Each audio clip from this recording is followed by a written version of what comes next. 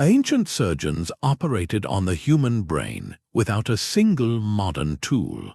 This video reveals 15 medical procedures from the distant past that were shockingly advanced. You will discover how civilizations separated by oceans and centuries developed techniques that directly inform the medicine we trust today. How did a doctor in ancient India rebuild a human nose? What knowledge allowed Roman surgeons to restore a person's sight with only a needle? We will uncover the sophisticated world of historical healthcare, where ingenuity flourished long before antibiotics or sterile rooms. By the end, you will see human history not as a slow march of progress, but as a story of brilliant flashes of insight that have been with us all along. What does it truly mean to call an idea modern? These groundbreaking procedures did not appear from nowhere. They grew from a rich and complex world of thought, a time when the line between the physical and the spiritual in healing was often beautifully blurred. To truly grasp the sophistication of an ancient brain surgery or a delicate nasal reconstruction, we need to step into the medical landscapes that nurtured them. Picture the banks of the Nile over 4,000 years ago, where Egyptian physicians worked from detailed texts like the Edwin Smith Papyrus. This document reads less like a book of magic and more like a modern medical manual, describing cases from head injuries to spinal fractures with remarkable clinical observation. Their approach was a blend of the practical and the spiritual, believing that healing required addressing both the visible wound and the unseen forces around an individual. Across the Mediterranean, Greek thinkers like Hippocrates were shaping an entirely different framework. They proposed that health depended on a delicate balance of 4 fundamental fluids within the body, what they called the humors: blood, phlegm, black bile, and yellow bile. While the specifics of this theory have faded, its core principle was revolutionary: the idea that illness had natural, internal causes rather than being solely the work of angry gods. This shift towards systematic observation became a cornerstone of Western medicine. Meanwhile, in ancient India, the system of Ayurveda was flourishing, emphasizing balance in a different way through diet, herbal remedies, and a deep understanding of the body's interconnected systems. Texts like the Sushruta Samhita detailed hundreds of surgical instruments and complex procedures, revealing a culture that valued empirical skill as much as philosophical wisdom. Far to the east, Chinese medical philosophy wove together concepts of energy flow and harmony. Practices like acupuncture and herbal medicine were developed from the idea that health was a state of balance between complementary forces, a concept that still influences wellness approaches around the world today. What is perhaps most astonishing is that these diverse systems were not isolated. The Silk Road was not just a path for silks and spices, it was a highway for ideas. Greek anatomical knowledge might influence a healer in Persia, while an Indian surgical technique could find its way to a scholar in the Arab world, who would then translate and expand upon it. This was a slow, centuries-long conversation across continents, where each culture adapted and refined the knowledge it received. The tangible evidence of this sophisticated global dialogue is etched in metal and preserved on papyrus. Archaeologists have uncovered bronze Roman scalpels with interchangeable blades, delicate probes for eye surgery, and even early forms of bone drills. These are not crude implements, they are the specialized tools of a professional craft. When we hold a 2,000-year-old surgical spoon designed to remove cataracts, we are not looking at an artifact of superstition, we are holding a key to a lost world of innovation. This rich tapestry of philosophy, trade, and tangible skill forms the essential foundation. It is from this vibrant backdrop that our first specific, and perhaps most daring, ancient medical marvel emerges, a procedure where a surgeon would carefully open the one thing that seemed utterly untouchable, the human skull. A hole in the head was not a metaphor but a medical reality.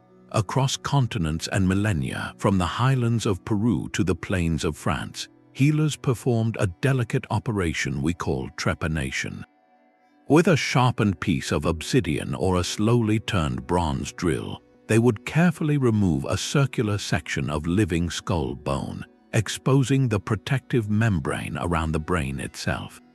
What is truly staggering is not just that they attempted this, but that so many individuals lived through it. Archaeologists can confirm survival by one clear sign: new bone growth. Smooth, healed edges around the opening tell a story of recovery that lasted for years after the procedure. This was not a reckless act, it was a calculated intervention, likely used to treat the aftermath of a severe blow to the head. The ancient healer would have recognized swelling and pressure, understanding that releasing this buildup could save a life. Beyond physical trauma, many cultures believed such procedures could release harmful spirits or pressures thought to cause profound changes in behavior, addressing what we might now understand as neurological or mental health challenges. The technical skill required is humbling.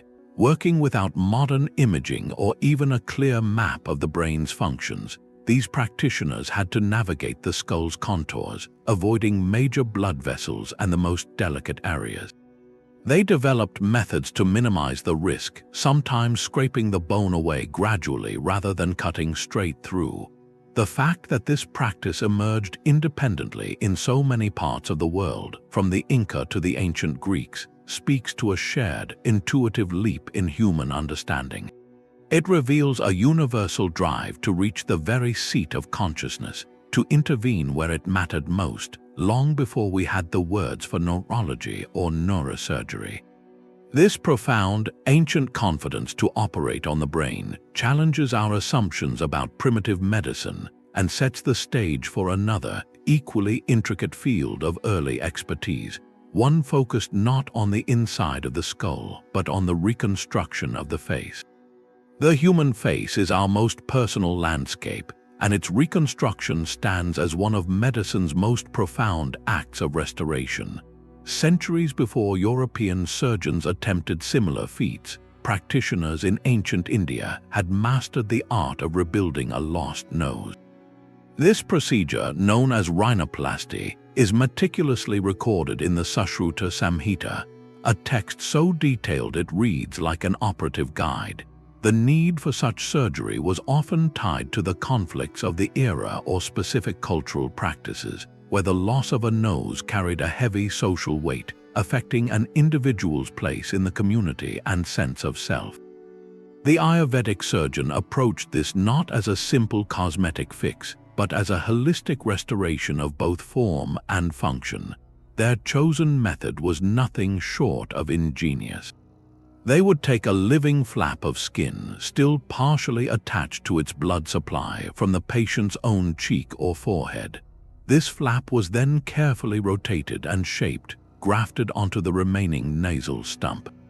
The precision required was extraordinary. The surgeon had to ensure the tissue remained viable, that it was sculpted to allow for proper breathing, and that it healed in a way that resembled the natural contours of the face.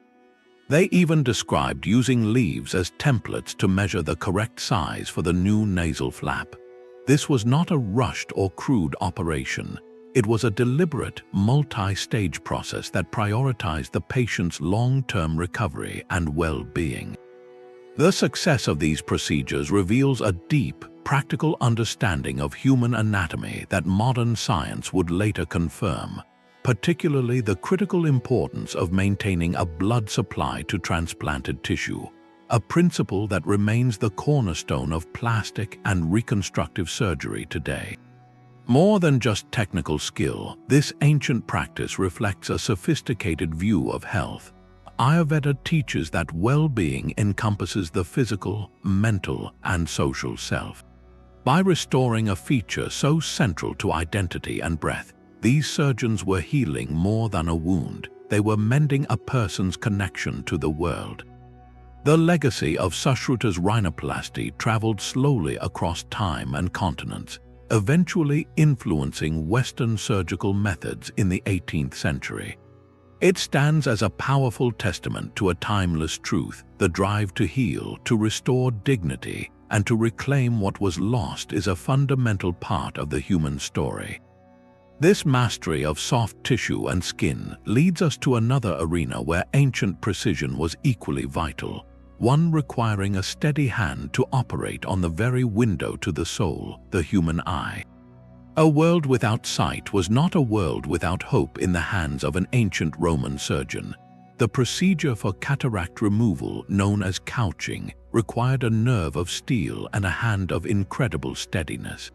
The surgeon would use a slender bronze or iron needle, carefully inserting it through the edge of the cornea to physically dislodge the clouded lens, pushing it down and away from the field of vision. While this restored only a blurred form of light perception, not the crisp sight we think of today, it was a transformative act. For someone living in total darkness, the return of any light, any ability to perceive shapes and movement, was a profound medical and personal victory. This operation, described in detail by the physician Aulus Cornelius Celsus, underscores a sophisticated grasp of ocular anatomy.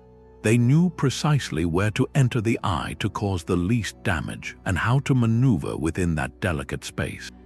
The success of such a fraught procedure, repeated across centuries from India to the Islamic world, speaks to a legacy of practiced skill passed down through generations. It was a calculated risk for a monumental gain, a direct intervention at one of the body's most fragile points, driven by the timeless desire to restore a fundamental human connection to the world. This mastery of delicate, life-altering repair finds a surprising parallel in another ancient innovation, one focused not on restoring a sense, but on restoring a step.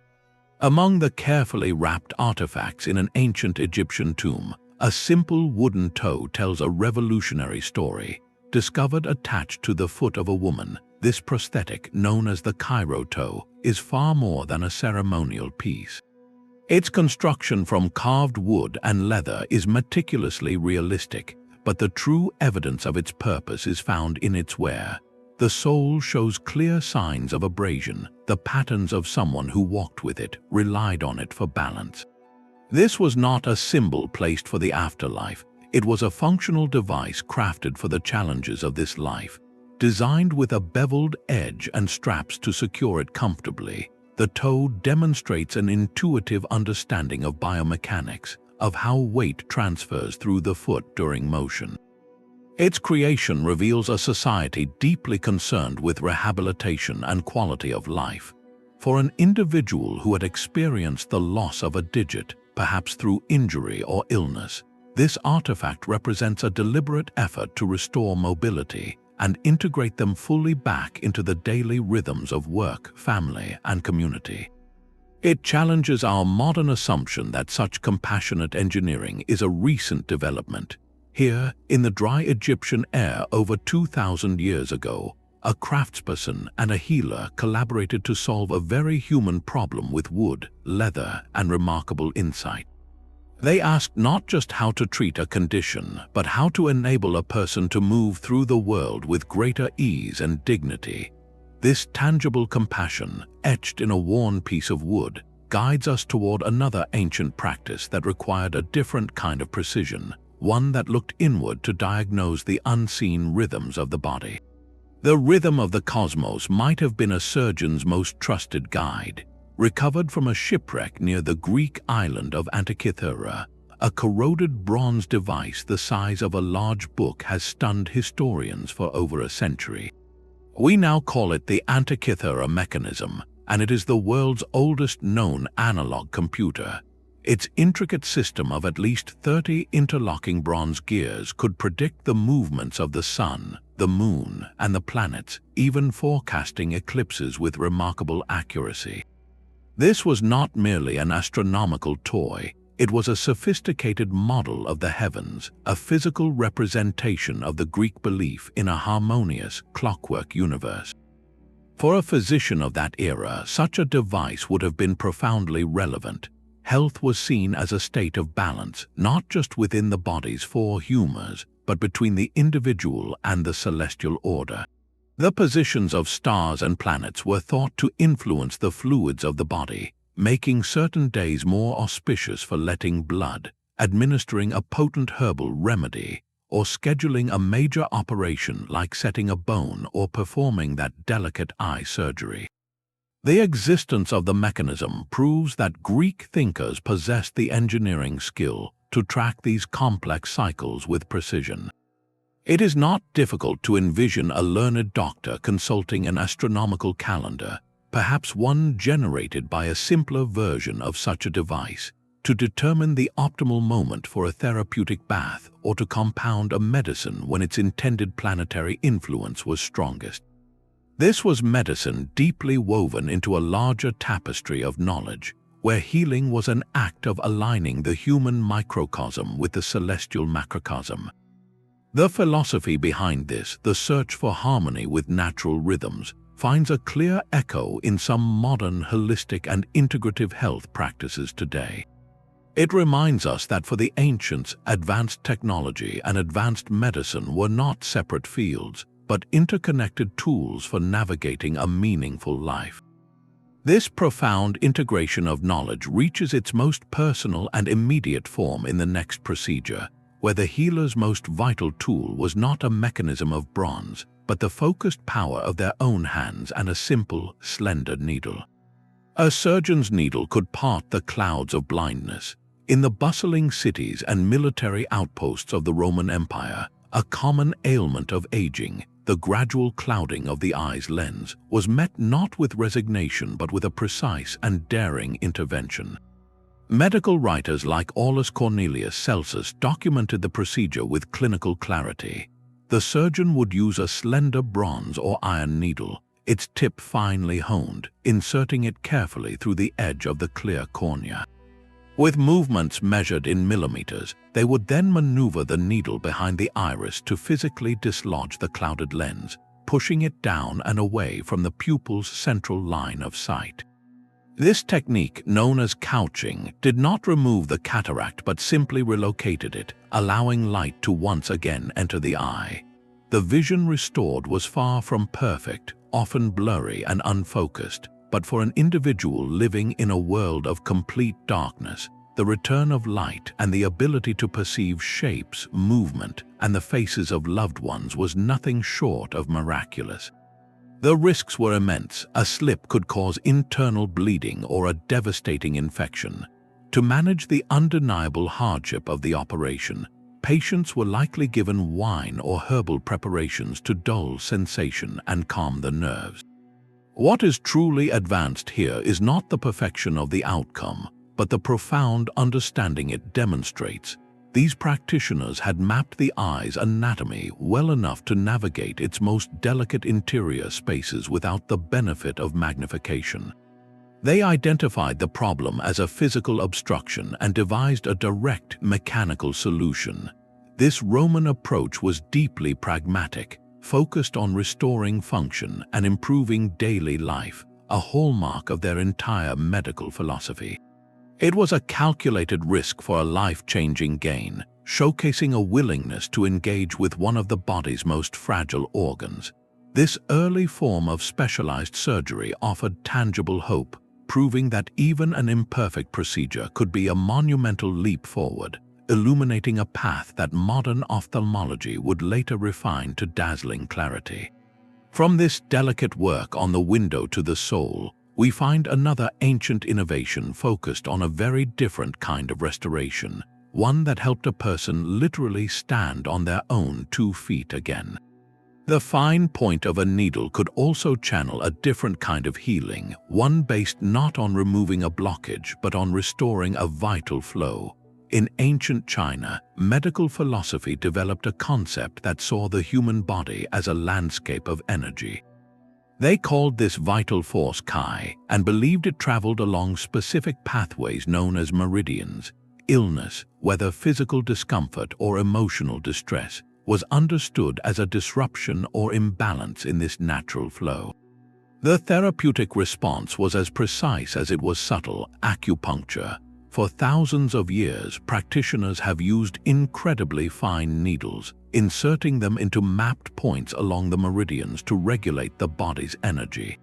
The foundational text for this practice, the Huangdi Nijing, is astonishing in its detail.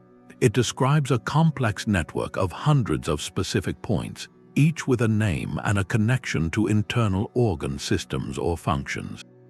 This was not a random practice. It was based on a sophisticated, internally consistent map of the body's unseen networks, developed through centuries of observation and refinement. The acupuncturist's skill lay in diagnosis, reading the subtle signs of imbalance in a person's pulse, tongue, and overall presentation, and then selecting the exact combination of points to address the root of the issue. It was used for a wide spectrum of challenges, from easing pain and digestive troubles to addressing respiratory concerns and supporting mental well-being. The very act required profound anatomical knowledge, even if it was framed within an energy-based model rather than a Western biological one. They needed to know exactly where to insert the needle to achieve the desired effect without causing harm, a skill that demanded extensive training and a deep familiarity with the human form. What is perhaps most compelling for a modern audience is that this ancient system of thought continues to invite scientific exploration. Contemporary research has shown that stimulating certain acupuncture points can trigger the release of the body's natural pain-relieving chemicals like endorphins and influence neurological activity. This doesn't necessarily validate the entire traditional framework of Kai, but it does suggest that these meticulously mapped points correspond to real, physiological crossroads within our nervous and circulatory systems. The enduring legacy of acupuncture, now integrated into wellness and pain management clinics worldwide, highlights a powerful idea that ancient insights into the body's interconnectedness can offer valuable complementary pathways to health, reminding us that sometimes the most advanced understanding comes from listening to the body's own subtle language. This concept of internal balance through precise intervention finds a parallel in another ancient system, one that approached wellness as a daily practice of harmony with the natural world. The gentle flow of water beneath the desert held a secret remedy for pain and fever. In the vast, sun-baked landscapes of ancient Persia, a marvel of engineering called the Qanat provided far more than just irrigation. These were sophisticated underground channels, tapping into mountain aquifers and using gravity to bring life-giving water to cities and farms across arid plains. Yet the ingenuity did not stop at delivery. Persian engineers discovered that the deep, constant chill of these subterranean tunnels could be harnessed in a brilliant way for medicine. They constructed special storage chambers known as Yakhchāls, often built into the side of a Qanat or dug deep into the earth. During the cold winter months, they would bring ice and snow from the mountains, packing it tightly into these insulated pits, where the dry desert air and thick earthen walls acted as a perfect natural refrigerator. The result was a year-round supply of ice, even in the height of summer, a luxury with profound therapeutic value. Physicians of the time, drawing from a rich tradition that blended Greek, Indian, and Mesopotamian knowledge, understood the soothing power of cold. They would apply this precious ice or chilled compresses to reduce swelling from a sprained ankle, to bring down a dangerous fever, or to gently numb an area before a minor surgical procedure like lancing an abscess. This was not a casual comfort, it was a deliberate medical strategy, a precursor to the cryotherapy and cold compression therapies we use today. The brilliance lies in the seamless integration. A water management system was also a public health asset. It demonstrates a worldview where engineering, environmental knowledge, and medicine were not separate disciplines, but interconnected threads in the fabric of a functioning society. They observed a natural principle that cold could alleviate certain ailments, and then they engineered their entire environment to make that treatment reliably available. This practical mastery of basic thermodynamics for healing purposes highlights a deeply resourceful and patient-centered approach. It asks us to look at ancient infrastructure with new eyes, to see a bridge or a tunnel not just as a feat of construction, but as a potential pathway to wellness. From this clever manipulation of the Earth's own coolness to aid the body, we journey to another ancient innovation, one that sought to understand the body's inner workings not through temperature, but through a much more intimate form of direct observation. High in the Andes, a surgeon's toolkit included a sacred leaf. For the Inca civilization, performing the complex skull surgery of trepanation was not just a test of technical skill, but of compassion. While their counterparts across the world undertook similar operations, the Inca approach incorporated a profound innovation in pain management, the use of the Coca plant. Chewing coca leaves was a widespread cultural practice, but in the medical context, it served a precise purpose. The leaves contain natural alkaloids that, when released by chewing, produce a numbing effect in the mouth and a mild, systemic sense of calm and relief from discomfort. This was not general anesthesia as we know it, but a sophisticated form of local analgesic, allowing a patient to remain still and cooperative while the healer worked. Imagine the scene: a skilled practitioner, using a hand drill or a sharp obsidian blade, carefully removing a section of living skull bone to relieve pressure from a traumatic injury. The patient, aided by the numbing and mood-altering properties of the coca, could endure what would otherwise be an unbearably painful procedure. This botanical knowledge transforms the story from one of mere survival to one of deliberate care. Archaeological evidence powerfully supports this. Examinations of Inca skulls from burial sites reveal not only the precise, geometric cuts and drill holes of successful trepanations, but more importantly, the smooth, healed bone growth around the edges. This tells us the individuals lived for years after the operation. Such long-term survival in a pre-antibiotic era points to something equally advanced: meticulous post-operative care. The healers would have used herbal poultices with antiseptic properties to guard against infection, and provided the patient with a sustained period of rest and monitoring. This holistic system viewed the surgery as a single event within a longer journey of healing. The Inca integration of pharmacology and surgery represents a monumental leap in medical thought. They recognized that a successful outcome depended on managing the entire experience, from the fear and pain of the operation itself to the vulnerable days of recovery that followed. Their empirical understanding of coca's effects predates the isolation of cocaine as a modern local anesthetic by centuries, showcasing a deep, practical relationship with their environment. They did not simply find a plant that made people feel different. They identified its specific utility in a high-stakes medical context and harnessed it to save lives. This combination, the steady hand of the surgeon guided by the soothing power of the leaf, reflects a medical philosophy that was remarkably complete. It acknowledged that to heal the body, one must also address the hardship of the process, a principle that remains at the very heart of compassionate care today. A physician's library was written in clay, in the bustling cities of ancient Mesopotamia, along the fertile banks of the Tigris and Euphrates. Medical knowledge was not passed down solely through oral tradition. It was meticulously pressed into wet clay with a stylus, then baked hard into permanent tablets. Among these, the Diagnostic Handbook stands as a remarkable achievement, a comprehensive medical text that reads like a structured guide for a practicing healer. This was not a collection of random remedies, but a systematic attempt to organize the chaos of illness into a logical framework. The handbook catalogues a vast array of symptoms, from persistent fevers and digestive troubles to changes in skin color and the sound of a patient's cough.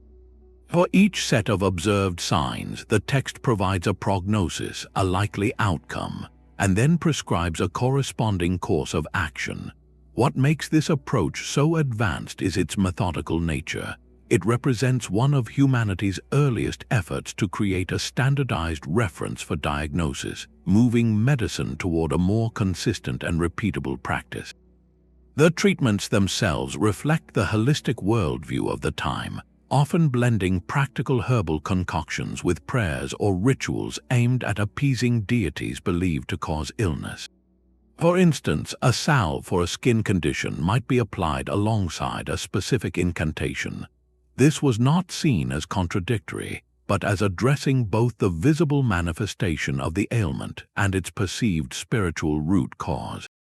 The true brilliance, however, lies in the act of documentation itself. By recording case after case, symptom alongside outcome, Babylonian physicians were engaging in a primitive form of data collection. They could look back across these clay records, identify patterns, and begin to see which treatments were associated with recovery. This slow, cumulative process of learning from experience is the very bedrock of what we now call evidence-based medicine. It shows a commitment to empirical observation, to refining their art based on what they witnessed, rather than relying solely on unchanging tradition. These tablets were not kept secret, they were copied and studied, allowing medical knowledge to accumulate and be transmitted across centuries. A young apprentice could learn from the compiled observations of generations of healers who came before him. This created a continuity of care and a growing body of shared knowledge that elevated the entire profession. The Diagnostic Handbook reveals a society that valued precision and order, even in the uncertain realm of health.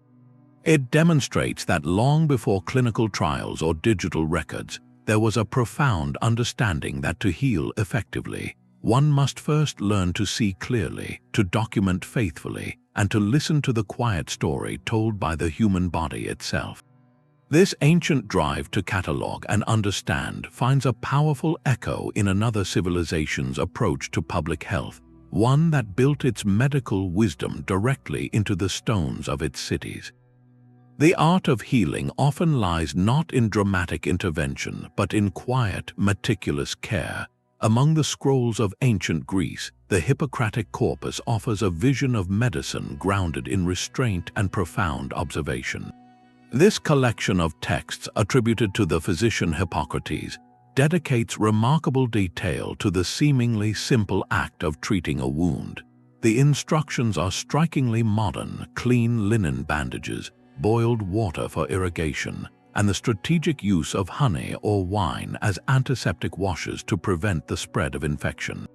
Hippocrates advised keeping wounds dry and clean, and cautioned against excessive poking or probing, understanding that the body itself possessed a powerful capacity to mend if given a stable, uncontaminated environment.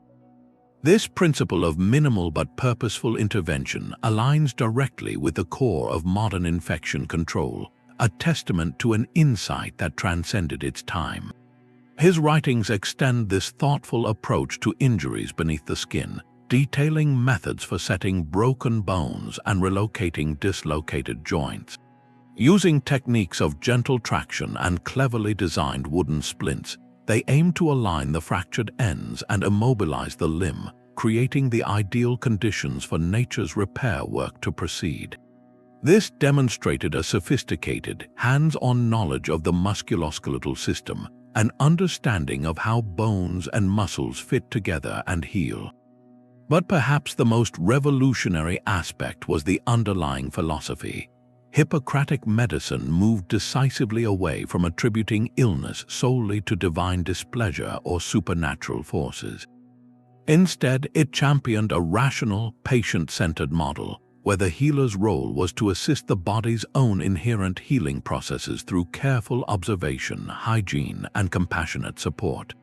This shift reduced suffering and mortality from injuries that would have otherwise been fatal due to neglect or harmful practices. It established a legacy of clinical wisdom where the healer's first duty was to do no harm, a principle that echoes in medical ethics to this day. This commitment to practical, humane care, etched in instructions for bandages and splints, reveals that advanced medicine is not always about complex tools, but often about the wisdom to know when to step back and let the body's own ancient intelligence do its work. A toothache could be soothed with a mixture of resin and green stone. In the dry tombs of ancient Egypt, archaeologists have discovered something that makes a modern dentist pause: mummified individuals with dental fillings still intact. These were not simple plugs, but carefully placed mixtures, often combining natural tree resin with powdered malachite, a green mineral, packed into holes that had been deliberately drilled into the decaying tooth. This was a clear, intentional act of restorative dentistry, aimed at alleviating pain and halting the progression of decay by sealing off the vulnerable area. The procedure itself speaks to a surprising level of technical confidence, requiring a steady hand to drill into the hard enamel without shattering the tooth, and an understanding that removing the decayed material and replacing it with a durable substance could bring relief. But the Egyptian approach to dental health did not begin with the drill. It was fundamentally preventive. They developed early forms of toothbrushes by fraying the ends of twigs to create a cleaning surface, and they concocted tooth powders from crushed eggshells, ashes, and aromatic herbs like mint to freshen breath and scrub away residue. This combination is what feels so remarkably modern, a healthcare philosophy that seamlessly blended daily maintenance with corrective intervention when needed. They recognized that oral health was integral to overall well-being and comfort, affecting everything from nutrition to social interaction. The presence of these fillings, often found in teeth that show signs of long-term wear, tells us that these treatments were successful, allowing individuals to continue eating and living without debilitating pain. It reflects a society deeply concerned with practical quality of life, willing to invest time and skill into solving a common, nagging ailment. This attention to the small, everyday details of human discomfort reveals a dimension of ancient medicine that is often overlooked: the quiet, persistent work of making daily existence more bearable. It reminds us that advanced care is not always about grand, life-saving surgeries, but sometimes about the profound dignity found in a simple, pain-free meal. Clean water flowed through the heart of the empire, a triumph of stone and foresight. While individual surgeons performed miracles on the battlefield and in the clinic, the Romans achieved perhaps their most profound medical advance on a monumental scale through the very bones of their cities. They understood that the health of a population depended not just on the skill of its healers, but on the quality of its environment. This led to an unparalleled investment in public health infrastructure, a network so robust its remnants still shape modern urban life. The aqueducts were the first and most vital component, masterpieces of engineering that channeled fresh mountain water over vast distances into urban centers. This reliable supply meant citizens were no longer dependent on contaminated local wells or rivers, drastically cutting the transmission of waterborne illnesses that had plagued humanity for millennia. Once used, that water had to go somewhere. The answer was the Cloaca Maxima and its network of sewers, a subterranean world that carried waste away from densely populated streets and into the Tiber River, a basic but revolutionary separation of the clean from the unclean. And then there were the public baths, the thermae, which were far more than social clubs. They were institutions of hygiene where people of all classes could regularly wash, a practice that reduced skin infections and parasites and promoted a cultural norm of cleanliness. This triad, aqueducts, sewers, and baths, formed a cohesive system that addressed the root causes of widespread disease through prevention rather than cure. It was a recognition that medicine must operate at the level of the community, not just the individual. This systemic thinking extended to the care of the sick as well. The Romans established the valetudinaria, early hospitals designed primarily for soldiers and enslaved workers, the empire's vital labor force. These were not mere shelters, but organized facilities with separate wards, staffed by medics, and designed to provide a controlled environment for rest and recovery. The layout aimed to prevent the spread of illness among patients, and the focus was on practical care, nourishment, and observation. By creating these dedicated spaces, the Romans institutionalized the idea that healing required a specific, supportive setting, a concept that directly informs modern hospital design. The brilliance of this approach lies in its pragmatic connection of dots. They did not need to understand germ theory to observe that foul smells, dirty water, and crowded, filthy conditions correlated with outbreaks of fever and intestinal distress. Their response was not just medical but civil. They used the tools of the state, engineering, and urban planning to create a healthier human habitat.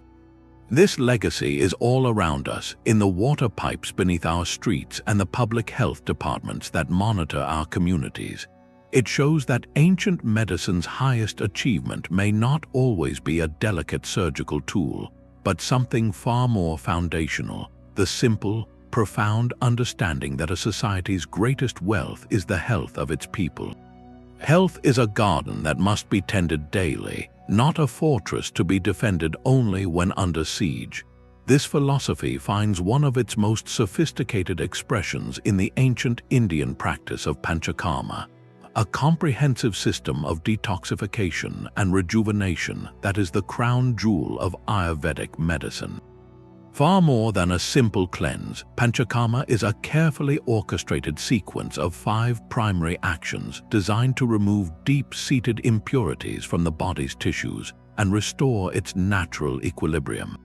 The core belief is elegant in its logic that over time, the stresses of daily life, improper diet, and environmental factors lead to the accumulation of a subtle residue, a kind of internal sludge that clogs the channels of the body and mind.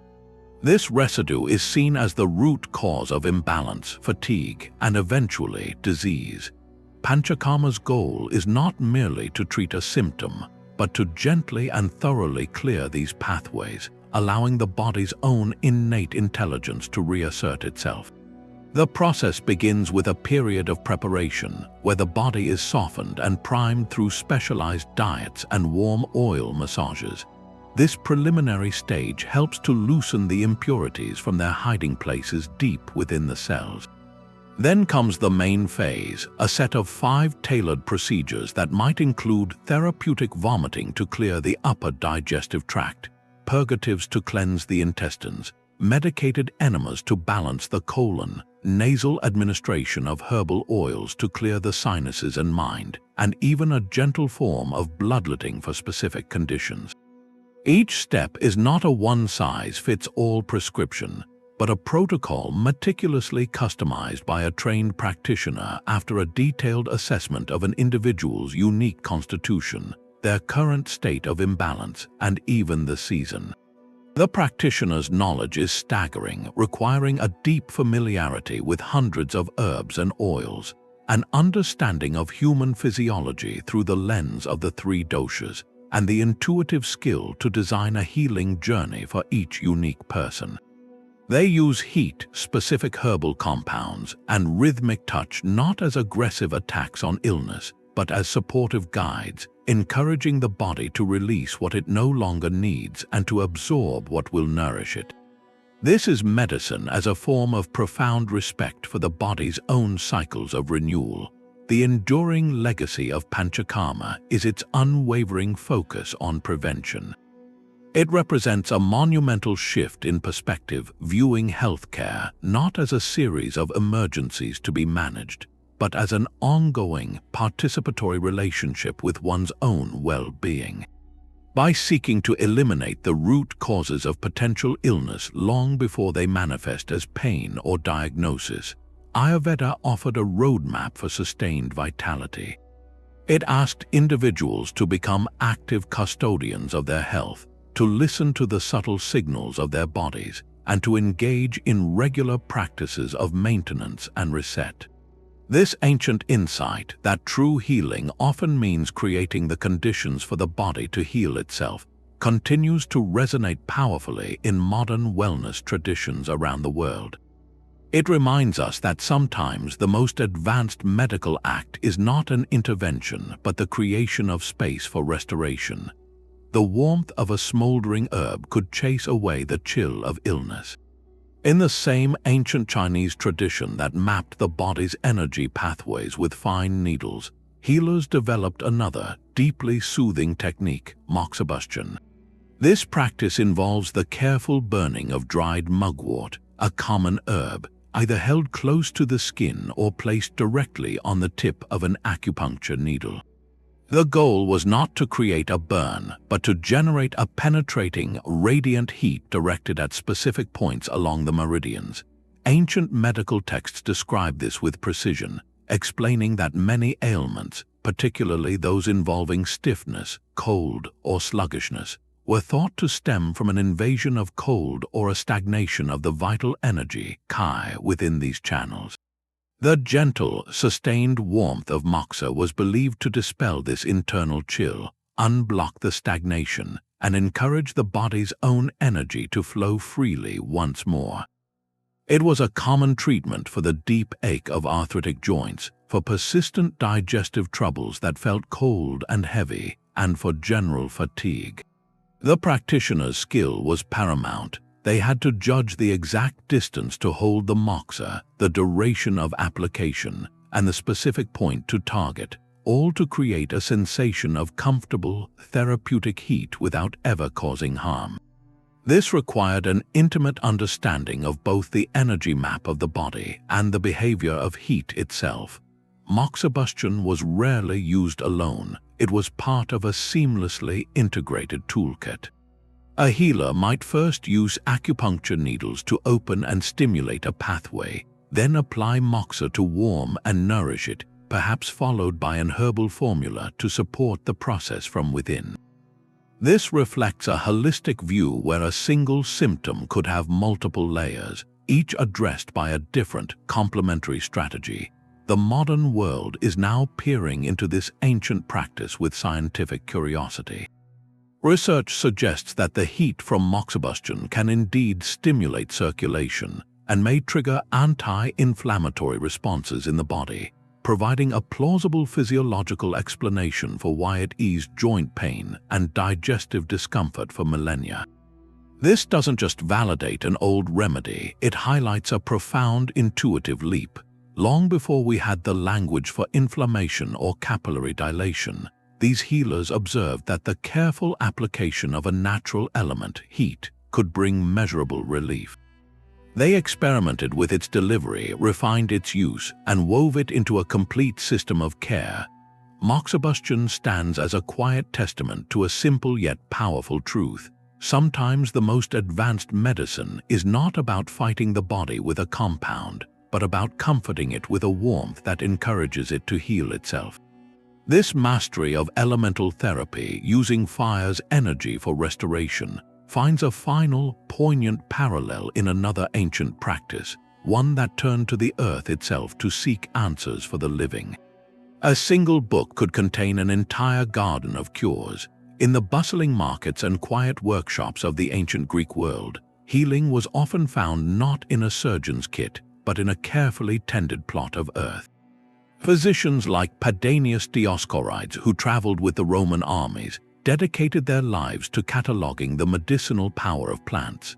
His work, De Materia Medica, became a foundational text for over 1,000 years, describing the properties of over 600 plants, minerals, and animal substances with remarkable accuracy. This was not a simple list of folk remedies, but a systematic attempt to organize the natural world into a practical pharmacy. For each entry, Dioscorides detailed the plant's appearance, its preferred habitat, the proper method of preparation, and its specific therapeutic uses, from a poultice to soothe an inflamed wound to a tea to calm a restless mind. This empirical approach, based on direct observation and trial, transformed herbalism from scattered local knowledge into a reproducible science. It recognized that the environment held precise solutions for human ailments, if one only knew where to look and how to prepare them. The logical conclusion of this botanical mastery was the creation of the most legendary remedy of the ancient world, Theriac. This was no simple tonic, but an extraordinarily complex concoction, sometimes containing over 70 different ingredients, including rare spices, potent herbs, minerals, and even small amounts of viper's flesh. Its original purpose was as a universal antidote to poisons, a panacea for a world full of unseen threats.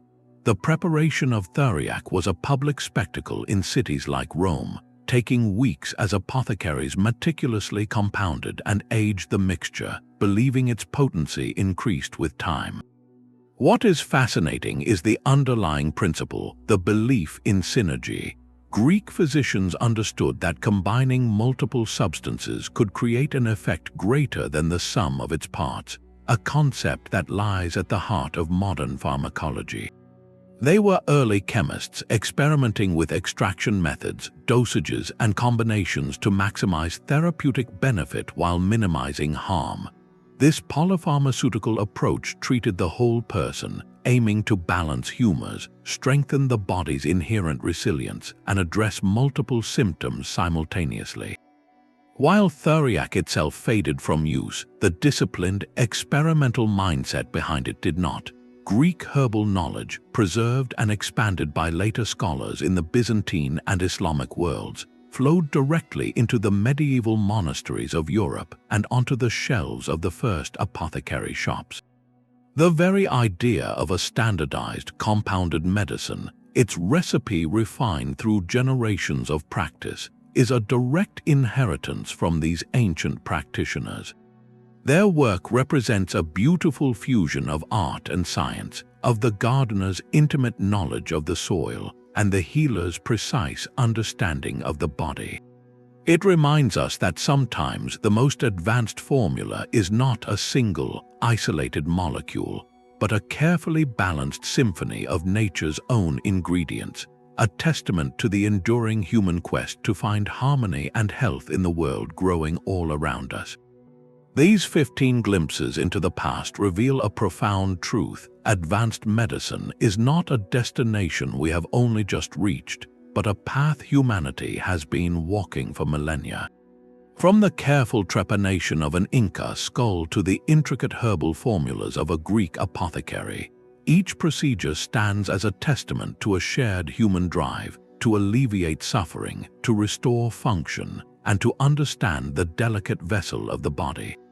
What unites these diverse traditions is a breathtaking creativity born not in spite of limited technology, but often because of it.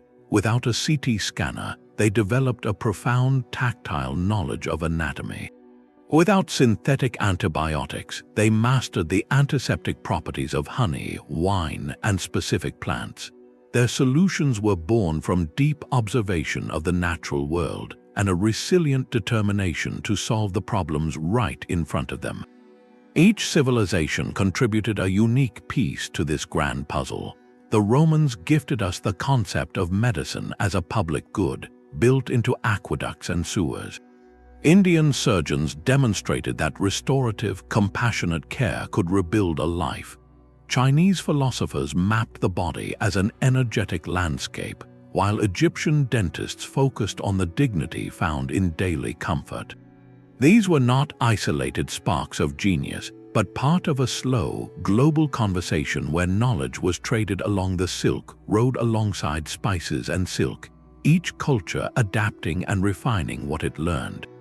This history challenges the simplistic story of a dark age followed by an enlightened modern era. Instead, we see a tapestry woven with threads of brilliant insight, periods of forgetting, and rediscovery. The legacy of these ancient practices is all around us, often in ways we do not immediately see. The principle of aligning a fractured bone and immobilizing it for healing is unchanged since Hippocrates. The use of cold compresses for swelling is a direct echo of the Persian Yakhchāls. The modern field of plastic surgery traces a direct lineage back to Sushruta's nasal reconstructions. Even the growing interest in integrative medicine, which considers the whole person, reflects the holistic frameworks of Ayurveda and traditional Chinese medicine. These are not mere historical curiosities. They are foundational ideas that continue to shape how we think about health and healing today. Perhaps the most important lesson is not about any single technique, but about perspective. These ancient systems remind us that health is more than the absence of disease. It is a state of balance, of resilience, and of harmony with our environment. They teach us the value of observation, of listening to the body's subtle signals, and of sometimes using gentle support rather than aggressive intervention. In a world of highly specialized medicine, this ancient, integrated view offers a valuable counterpoint, encouraging us to see the person behind the symptom.